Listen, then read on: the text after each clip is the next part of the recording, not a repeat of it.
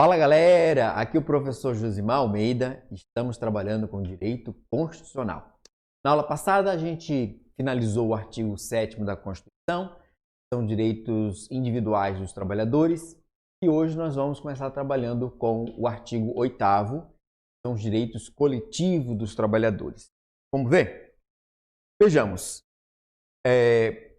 Artigo 8º, é livre associação profissional ou sindical observado o seguinte. Então vamos falar sobre sindicato, sobre associação, necessidade de sindicato na negociação coletiva, questão de filiação, se é obrigatório, se não é, contribuição sindical, como é que ficou depois dessas reformas, enfim. Vamos lá. Inciso 1 do 8º. A lei não poderá exigir autorização do Estado para a fundação do sindicato. Então, não termina aí o inciso, mas é uma primeira parte. Então, você, para fundar um sindicato, se organizar em sindicato a sua categoria, não é? Você não precisa de autorização do Estado. Você não tem que pedir autorização. Eu queria muito fazer um sindicato. Posso? Não existe isso. Não precisa pedir autorização. Mas, olha a ressalva aqui, olha. Ressalvado o registro no órgão competente, vedadas ao poder público a interferência e a intervenção na organização sindical. Então, veja só, eu quero que vocês primeiro saibam o seguinte, que o sindicato, para existir, ele precisa de um duplo registro. É mesmo, professor? É, um duplo registro. Como é que se faz isso? Sua categoria quer fazer um sindicato. Primeiro, você precisa virar personalidade jurídica. Você vai fazer um estatuto, tá certo? Tem que levar esse estatuto para um cartório, né, de registro de pessoa jurídica. Você ganha um CNPJ. Depois que você ganhou o CNPJ, que você virou uma pessoa jurídica, ainda não tem personalidade sindical. Você ainda não está representando ninguém, nem substituindo ninguém, tá certo? Você pega esse CNPJ, você virou uma pessoa jurídica, e vai fazer agora um outro registro do antigo Ministério do Trabalho e Emprego, que acabou virando uma secretaria, né? Era ministério, né? No governo atual passou a ser uma secretaria. Mas esse órgão ele continua existindo. Então você vai procurar, né, esse antigo Ministério do Trabalho e Emprego, a secretaria, e ali vai fazer um segundo registro, e ali vai fazer um controle para saber se já não existe um outro sindicato que também represente aquela categoria naquela mesma base territorial. Nós vamos tratar bem disso hoje, ok? Então, são dois registros. Primeiro, você vira pessoa jurídica, depois você vai ter a personalidade sindical quando conseguir esse registro lá no antigo Ministério do Trabalho e Emprego, hoje uma Secretaria de Trabalho e Emprego, ok? Muito bem. É proibida a interferência do poder público nos sindicatos. É o chamado princípio da autonomia sindical. Então, o Estado ele não pode interferir no sindicato. É o sindicato que vai dizer como é que vai, dentro da lei, obviamente, dentro da Constituição, vai dizer como que vai se autogerir, se auto-administrar, tá certo? Então, o primeiro ponto é esse. O segundo ponto também, muito importante, que é o inciso 2º do 8º, né? É vedada a criação de mais de uma organização sindical em qualquer grau, representativa de categoria profissional ou econômica, ou seja, não tanto para o sindicato do empregado quanto o sindicato do empregador, o patronal, por isso que ele fala categoria profissional ou econômica, na mesma base territorial, que será definido pelos trabalhadores e empregadores interessados, não podendo ser inferior à área de um município. Vejamos. Lembra que eu falei para vocês que vocês vão, para conseguir a personalidade sindical, você tem que levar aquele registro, aquela inscrição no antigo Ministério do Trabalho e Emprego, certo? Veja só, ali eu quero saber o seguinte, já existe um outro sindicato, né, que anteriormente conseguiu esse registro e que representa essa categoria? Sim, então vai ser negada, obviamente, essa inscrição desse segundo. Por quê? Porque em cada base territorial só pode ter um sindicato, só pode ter uma organização sindical representando aquela categoria, não pode ter dois. Então, aí professor, eu posso, por exemplo, pegar 2 municípios ou uma região metropolitana, 3, 4, 5 municípios e fazer um sindicato? Se já não tiver um outro, pode, sem problema nenhum. O que a Constituição proíbe, o que a Constituição veda, é que esse seu sindicato seja menor que um município. Se ele for maior que um município, não tem problema nenhum. 2, 3, 4, 10, não tem problema, não pode ser menor que um município. Então, por exemplo, falando de Campinas, você não poderia, por exemplo, ter um município, um sindicato dos químicos de Barão Geraldo. Não pode, porque Barão Geraldo, na verdade, é distrito, mas não é município, então seria menor que um município. Você pode ter ele de Campinas, ou Campinas e Valinhos, Campinas da Indaiatuba, Campinas Sumaré, não tem problema nenhum ser maior, não pode ser menor, ok? Isso cai demais na prova. E é o nosso princípio da unicidade sindical. Esse é o princípio adotado pela Constituição de 88. Princípio da unicidade sindical. É muito criticado. Tem gente que acha que deveria ter mais de um sindicato para representar a categoria na mesma base. O sindicato, o empregado que deveria escolher. Mas, enfim, nós não adotamos o princípio da pluralidade sindical e sim o princípio da unicidade sindical. Manda quem pode, obedece quem tem juízo. Muito bem, vamos dar sequência à nossa aula sobre direito coletivo do trabalho, obviamente nos termos da Constituição. Se o seu concurso exigir, por exemplo, esse assunto dentro da CLT, você vai ter que estudar esse assunto dentro da CLT, né? Um professor de direito coletivo do trabalho, aqui a gente está trabalhando numa visão constitucional desse assunto, ok? Ficou claro isso, né? Muito bem. Ao sindicato cabe a defesa dos direitos e interesses coletivos ou individuais da categoria, inclusive em questões judiciais ou administrativas. Então, o sindicato tanto representa um interesse coletivo, ou seja, de toda a categoria, como se você, empregado, também tem uma demanda contra a empresa, você pode ser representado, né, por esse sindicato para resolver essa demanda individual. Então, essa demanda ela pode ser coletiva, ou seja, a categoria toda precisa de reposição salarial. Ou então, só você não recebeu hora extra e você questiona isso junto ao sindicato e o sindicato acaba fazendo essa intervenção. Pode ser judicial ou pode ser administrativa, ok? Segundo o Supremo entende que o sindicato pode atuar na defesa de todos os direitos individuais e coletivos dos integrantes da categoria que representa. O Supremo também considera que o artigo 8º 3 assegura ampla legitimidade ativa aos sindicatos para atuarem como substitutos processuais da categoria, não é verdade? Lembre que ele pode tanto te representar, e aí você passa uma procuração para o sindicato para te representar, tem essa procuração, não pode ir para juízo, ou então o sindicato pode entrar com um mandado de segurança coletivo, nesse caso ele é substituto processual, ele não está te representando, né? Nesse caso não precisa, já falamos isso em outras aulas, você não precisa passar uma procuração para que o sindicato entre com um mandado de segurança coletivo. Ele está se substituindo, tá bom? Muito bem, sequência. O inciso 4 diz assim: a Assembleia Geral fixará a contribuição que, em se tratando de categoria profissional, será descontada em folha para custeio do sistema confederativo de representação sindical, respectiva, independentemente da contribuição prevista em lei. Esse é o texto original da Constituição. A reforma trabalhista de 2017, obviamente que ela não tinha um poder, era uma lei ordinária, ela não tinha o poder, ela mudou a CLT, não podia mudar a Constituição. Para mudar a Constituição, precisaria de uma emenda à Constituição, e há quem diga que, como isso é um direito fundamental, não poderia nem por emenda à Constituição ser alterado, para trazer prejuízo, né? Para trazer gravame para o trabalhador, ok? E eu também me filio a essa corrente, de que é um direito fundamental, se for para trazer prejuízo, não pode. Se for para trazer benefício, pode até alterar, mas para prejuízo não pode. Então, veja só. O que é importante aqui? Como era e como ficou? Era assim. Você tinha o que a gente chamava de contribuição sindical. Como é que era essa contribuição sindical? Todo mês de março era descontado do trabalhador um dia de serviço e isso ia para o sindicato, certo? E ele lá fazia lá as divisões para as confederações, federações, enfim. Isso foi alterado, né? E a gente vai falar um pouquinho sobre isso aí na CLT em 2017, com a redação da Lei 13.467. E existe também a questão da contribuição confederativa. Professor, como é que é a contribuição confederativa?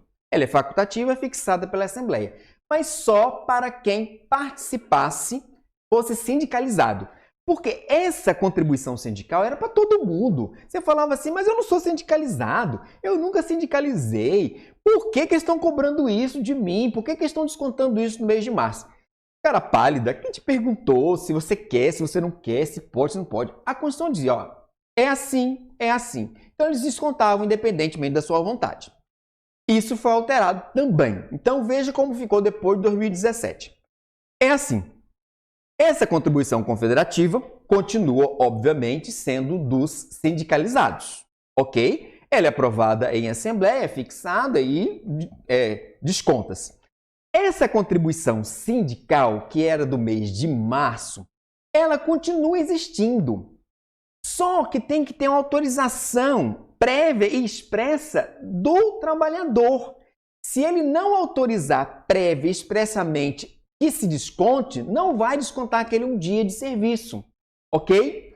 Então, você pode ser sindicalizado ou não ser sindicalizado, mas precisa, inclusive o Supremo já disse isso, né? Que esse dispositivo exige essa autorização prévia expressa. Você não pode, assim, tipo numa assembleia, que você tem lá um mínimo de pessoas nessa assembleia, determinar que haja um desconto para todo mundo, ok? Precisa dessa autorização prévia e expressa. Isso está na CLT, no artigo 582 da CLT, ok? Muito bem. Ninguém será obrigado a filiar-se ou a manter-se filiado a sindicato. Então, veja, você fica sindicalizado se você quiser, por quanto tempo você quiser, e na hora que você quiser sair, você também sai. Isso aqui, na verdade, é um corolário, ou seja, é uma consequência daquele princípio da nossa liberdade de associação, não é? Cabe destacar que é consequência, corolário do princípio da liberdade de associação. Ninguém pode ser compelido a associar-se ou manter-se associado. Você fica associado, sindicalizado o tempo que você quiser. Na hora que você quiser sair, você não pode ser impedido disso, né? É obrigatória a participação dos sindicatos nas negociações coletivas do trabalho. Ou seja, se vai haver uma negociação coletiva do trabalho, que pode ser tanto um acordo coletivo ou uma convenção coletiva do trabalho, e não tiver a presença de um sindicato, esse acordo ele é nulo de pleno direito. Por quê? Porque a Constituição exige que tem que ter a participação do sindicato. Já falei para vocês que no caso do acordo você tem uma empresa ou um grupo de empresas de um lado e o sindicato profissional dos empregados do outro lado. Faz um acordo. Na convenção coletiva, você vai ter sindicato e sindicato. Sindicato patronal, sindicato profissional. Tudo bem até aí? Estamos aqui? Muito bem? Vamos lá. Próximo ponto. O aposentado filiado tem direito a votar e ser votado nas organizações sindicais. Veja, e o aposentado pode se filiar? Pode, sem problema nenhum. O aposentado ele pode continuar filiado. Ou então, por exemplo, durante o tempo que ele trabalhava na ativa, ele nunca se filiou, aí ele se aposentou, agora ele tem mais tempo, agora ele quer se dedicar a isso. Ele pode chegar a ser diretor sindical? Pode. Presidente do sindicato? Pode. Quando eu trabalhava no TRT do Amazonas, o 11, a presidente do sindicato era uma servidora aposentada. Então não tem problema nenhum, né, você votar no aposentado desde que ele seja filiado, tá bom? Muito bem. A Constituição de 88 garante ao aposentado essa ampla participação no sindicato da categoria, podendo votar, ser votado, né? O aposentado pode ser eleito como dirigente sindical, falamos isso, fica reforçado aqui. No próximo inciso, é vedada a dispensa do empregado sindicalizado a partir do registro da candidatura a cargo de direção ou representação sindical e se eleito ainda que suplente até um ano após o final do mandato, salvo se cometer falta grave nos termos da lei. Muito bem, vamos entender isso aqui. Isso aqui é o que a gente chama de estabilidade sindical. É uma estabilidade temporária, porque nós não temos mais, depois da lei do FGTS, depois que isso foi recepcionado pela Constituição, nós não temos mais a figura daquela estabilidade decenal. Lembra que eu falei para vocês? Estabilidade decenal acontecia quando você tinha 10 anos de empresa e aí não podia ser demitido, salvo se fosse por justa causa. Isso realmente acabou com o fundo de garantia. depois isso foi levado para a Constituição, então você não tem mais essa estabilidade decenal. Temos algumas estabilidades que a Constituição trabalha, por exemplo, essa daqui, provisória, do dirigente sindical, a estabilidade, né, sindical, que consiste na proteção especial dispensada aos dirigentes eleitos dos trabalhadores. Então, veja só, se você pertence, por exemplo, lá ao sindicato patronal, é óbvio que não tem, é só para o sindicato profissional. Tem que ser eleito pelos empregados para ter essa estabilidade. Quanto tempo dura essa estabilidade, professor? Ela dura na hora que você faz o registro da candidatura, né? Então você não precisa nem ser eleito naquele momento. Basta você registrar a candidatura, ok? Para ser dirigente sindical, você já tem a estabilidade. Se você for eleito, ainda que suplente, então tanto para os cargos efetivos quanto para os cargos de suplente, você vai ter esse direito, né? Até um ano após o final do mandato. Então, terminou o seu mandato, se ele era um mandato de 2, de 3, de 4 anos, enfim, terminou o seu mandato, um ano depois você ainda tem essa estabilidade provisória, salvo se você cometer falta grave, tá certo? Que é o artigo 482 da CLT. Cometido falta grave, obviamente que você pode ser demitido sim por justa causa, tá bom? Muito bem. Essa estabilidade sindical ela é relativa, sendo possível dispensa do empregado em virtude da extinção da empresa na qual ele exercia suas atividades. Olha o que o Supremo diz de interessante aqui. Ó. A garantia constitucional assegurada ao empregado, enquanto no cumprimento do mandato sindical, não se destina a ele propriamente dito intuito persona, ou seja, não é da pessoa, é do cargo, da função que ela ocupa, não é isso? Mas sim a representação sindical que ele se investe. Que deixa de existir, entretanto, é extinta a empresa faliu, a empresa acabou. Você não vai falar, eu tenho estabilidade. Acabou, você tinha estabilidade porque existia a empresa não existe mais porque ela faliu, também a sua estabilidade não existe mais, tá? Muito bem, assim nós estamos já chegando ao final da aula e queremos fazer algumas questões para ver se você conseguiu guardar esse assunto importante na prova. Ele cai muito, direito coletivo, às vezes não é muito estudado, o aluno às vezes estuda muito o artigo 5º, né? Estuda o artigo 6º, mas aí dá um pulão lá para a nacionalidade e às vezes ele cai e o aluno não conhece aquele dispositivo. Por isso nós não estamos pulando nada, estamos trabalhando inciso por inciso, né? Porque o que cair na sua prova você vai acertar. Vejamos aqui, ó. Seria incompatível com a Constituição Federal a constituição de associação sindical. Por exemplo, por servidores públicos civis. Não, o servidor público civil ele pode formar sindicato, não tem problema nenhum. Quem não pode se sindicalizar são os militares. Aos militares está proibida sindicalização e greve. Mas servidor público civil pode sim, então essa não é a resposta. Em base territorial compreendendo a área de 2 municípios. Eu disse para vocês, você pode ter um sindicato com 2 municípios, com 3, com 5, com 10, com 20, não tem problema. Não pode ser menor que um município. Maior, pode. Não é a resposta. C. Que outorgasse a aposentados, filiados, o direito de votarem e de serem votados. Não, isso não seria incompatível com a Constituição, porque nós vimos que o aposentado ele pode se filiar, ele pode ser votado, ele pode votar, ele pode ser o presidente do sindicato, o dirigente do sindicato, não tem problema nenhum. Falso, isso não é incompatível com a Constituição. Cuja Assembleia Geral fixasse contribuição exigível de seus filiados para o custeio do sistema confederativo de representação sindical respectiva, independentemente da contribuição prevista em lei. Já vimos que isso é possível, não tem problema nenhum, não tem nada de errado aqui. Que estabelecesse a filiação automática. Isso não pode. Por quê? A pessoa filia quando quiser, fica afiliada pelo tempo que quiser e na hora que ela quiser sair, ela pode sair. Então, seria incompatível com a Constituição se uma lei viesse e estabelecesse, olha, está todo mundo filiado, querendo ou não querendo. Então, a letra E é a nossa resposta, tá? Isso que é incompatível com a Constituição, ok? Próxima questão. Olha que questão interessante deste ano, 2020, da FUNESP, né? Foi do início do ano, nós tivemos alguns concursos e eles fizeram essa questão aqui. A organização sindical brasileira observa, dentre outros, os seguintes princípios. Vamos ver o que é e o que não é princípio segundo a nossa Constituição. Letra A. Nós temos o princípio da unicidade sindical. Isso é verdade. Realmente só podemos ter um município naquela base territorial, que não pode ser menor que um município, representando aquela categoria. Só podemos ter um.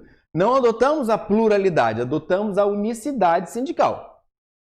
Filiação sindical obrigatória. Isso está falso. Por quê? Essa filiação sindical ela é facultativa, filia quem quiser. Letra B, pluralidade. A gente não tem pluralidade, a gente tem unicidade.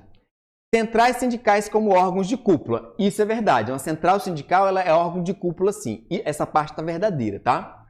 Letra C, unicidade, sim. E a autonomia sindical. Sim, por quê? Porque o Estado não pode interferir no sindicato. Essa é a nossa resposta, letra C. Letra D, pluralidade, não. Filiação sindical facultativa, sim.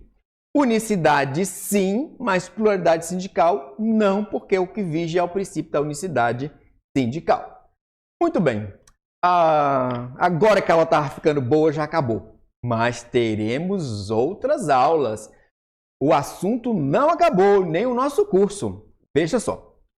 Chegamos a esse final. Até a nossa próxima aula. Eu quero agradecer muito você que está prestando atenção, que você está nos acompanhando, não está perdendo nenhuma dica, né? Resolvendo todas as questões, acertando tudo.